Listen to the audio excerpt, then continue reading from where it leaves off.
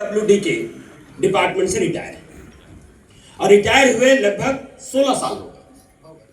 16 साल रिटायर हुए हो। कई लोगों को आपने देखा होगा 5 साल रिटायर के बाद वो मेंटली उन्होंने अपने आप को रिटायर कर लिया और वो निपट गए।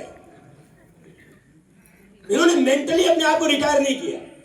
और पीडब्ल्यूडी सेल्स का काम नहीं है, गवर्नमेंट का काम है। इन्होंने गवर्नमेंट की पूरी जिंदगी एक नौकरी की और अपने बच्चों को पढ़ाना शुरू किया उसी से।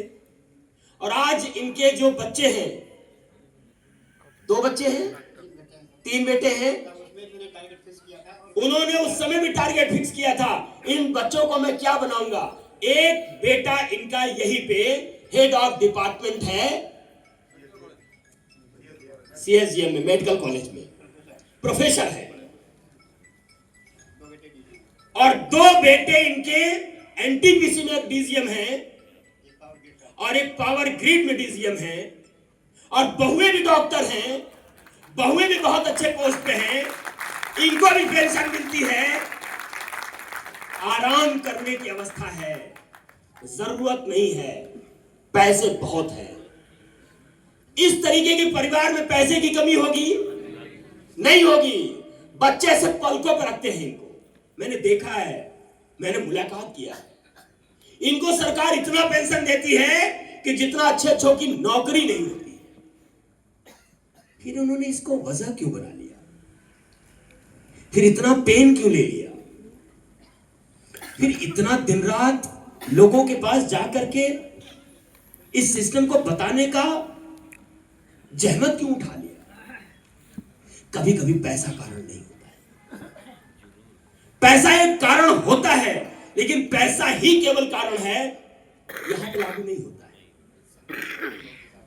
मान सम्मान भी बहुत कुछ माने रखता है। और शायद एक और कारण रहा होगा कि अगर मैं डायमंड बन जाऊंगा तो हमारे पूरे परिवार में यदि किसी को नौकरी नहीं मिली तो कम से कम उसको हम नॉमिनी बना देंगे, तो पूरी जिंदगी वो यहां से बैठ के पैसा कमाएगा।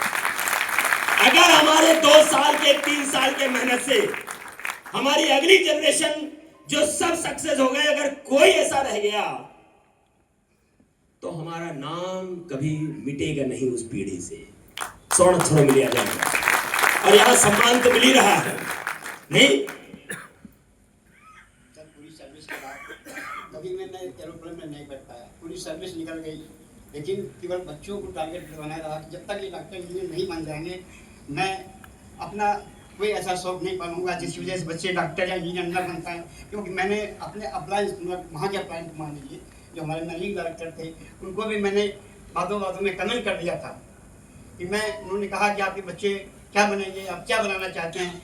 जवान से जो ही निकला, जैसे सरस्वती बोल जाती है कि मैं डॉक्टर और इंजीनियर बनूंगा, उस टारगेट को बोलने के बाद आज भी वही हालत है। अगर मैं कोई चीज़ कमेंट करता हूँ, कोशिश करता हूँ कि कैसे न कैसे उसको मैं पूरा करूँ।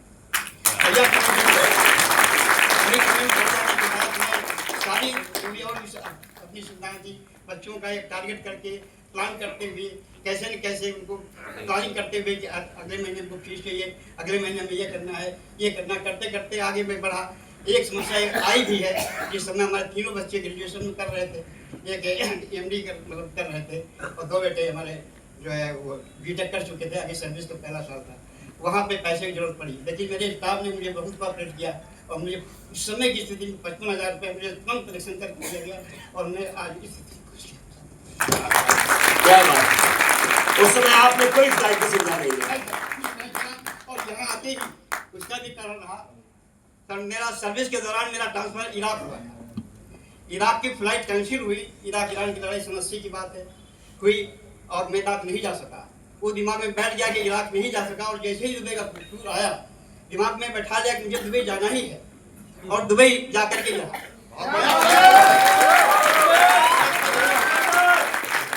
दुबई भी गए, थाईलैंड भी गए, गोवा भी गए। थाईलैंड रिपीट किया, 3 बार किया, दुबई रिपीट किया, गोवा तो जाने कितनी बार रिपीट किया।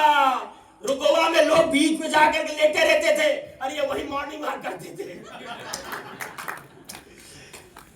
ऐसा क्लब नहीं है जो इन्होंने अचीव नहीं किया। क्या सर, मिसाल है लोगों की, बहुत बढ़िया सर। प्रेरणा स्रोत है सर। सैल्यूट करता हूं